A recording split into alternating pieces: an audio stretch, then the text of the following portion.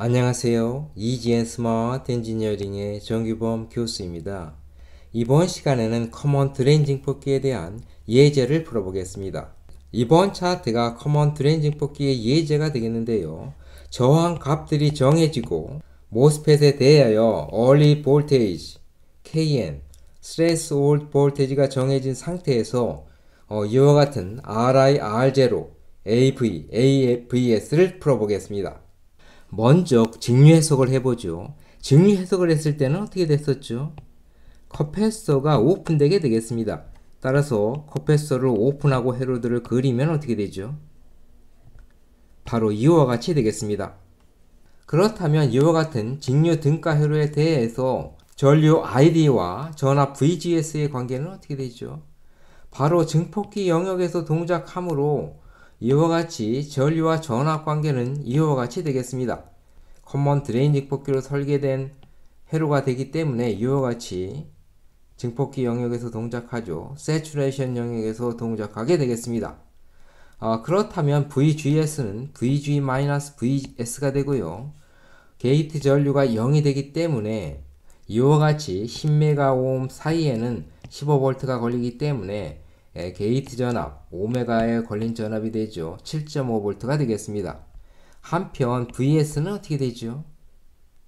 전류 ID가 흐르니까 이와 같이 저항 5kΩ에 걸린 전압이죠.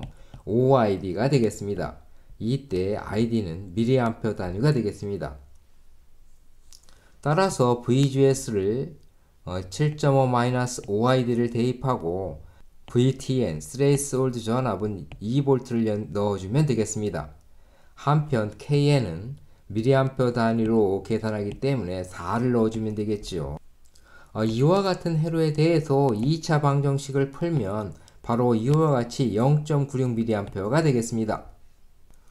따라서 전류 ID를 구했기 때문에 교류 등가 기호에서 RS와 R0를 구할 수가 있겠습니다. 그렇다면 RS는 어떻게 구하죠? 바로 이와 같은 수식으로 구하겠습니다. 이때 VTN은 2V가 되고요.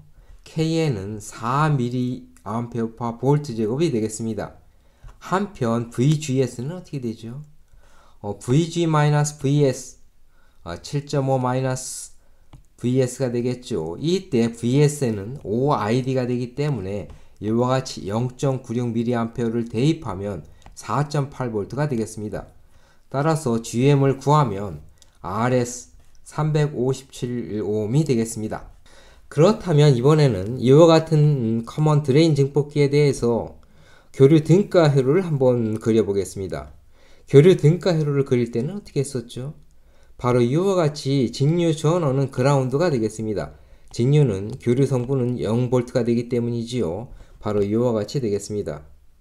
한편 커패서는 시어트가 됐었죠. 바로 이와 같이 되고요. R화는 어떻게 되죠? R화는 게이트와 이와 같이 그라운드 사이에 연결되어 있죠. 따라서 이것을 밑에 부분으로 그리면 바로 이와 같이 R한 병렬 R2가 되겠습니다. 이와 같은 것은 지워져야 되겠죠. 한편 모스펫의 등가 기호는 RS, R0 이와 같이 되겠습니다. 이때 RS는 그대로 두고 R0는 소스와 그라운드 사이에 저항이 되기 때문에 이 밑으로 그려주면 되겠습니다. 바로 이와 같은 교류 등가 회로가 그려지게 되겠지요. 그렇다면 먼저 등가 입력 저항을 구해보죠. 등가 입력 저항은 어떻게 되죠? 등가 입력 저항을 구할 때면 RL을 포함해서 모든 등가 저항을 구해주면 되겠습니다. 이때 이와 같은 등가 저항은 R1 병렬 R2에 이와 같이 R1 R2 병렬의 오른쪽 저항을 병렬로 붙여주면 되겠습니다. 바로 RI 스타라고 하면 R1 병렬 R2의 RI 스타가 되겠죠.